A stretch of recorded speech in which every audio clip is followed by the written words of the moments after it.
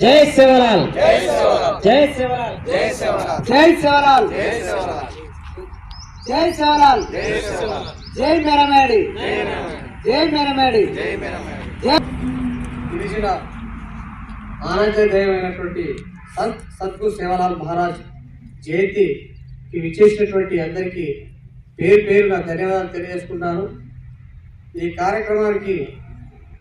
ముఖ్య అతిథిగా వచ్చినటువంటి లోకల్ సుదర్శన్ రెడ్డి గారు, అదేవిధంగా మా తానపల్లి సత్యనారాయణ గారు,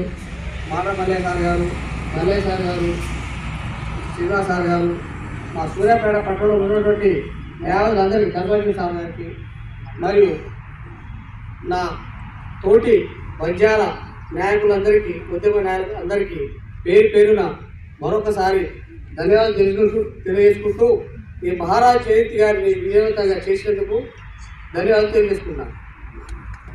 86 సంవత్సరాల క్రితమే ప్రజలను చైతన్యం చేయాలి, ఏ విధంగా జీవించాలి, నరబలి చేయొద్దు, మద్యపానం ముట్టుకోవద్దు అని చైతన్యం చేసినట్టునే జ్యోతిరావు పూలే లెక్క ఆ రోజుల్నే సంఘ సంస్కృతిగా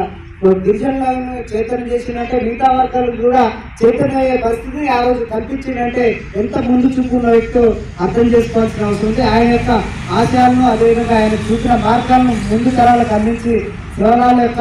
ఆశయ సాధన కోసం అందరూ పనిచేయాలని తెలియజేసుకుంటూ ఈ అవకాశం మీ అందరికీ ధన్యవాదాలు తెలియజేస్తాను.